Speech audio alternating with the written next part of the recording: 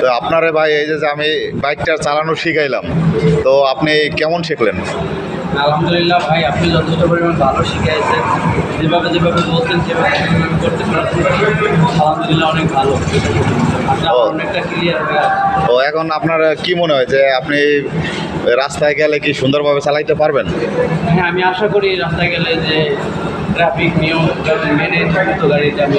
ও আবার কেউ যদি শিখতে চায় আমার কাছ থেকে, আমি যা শিখাই এটা তো চলবে না?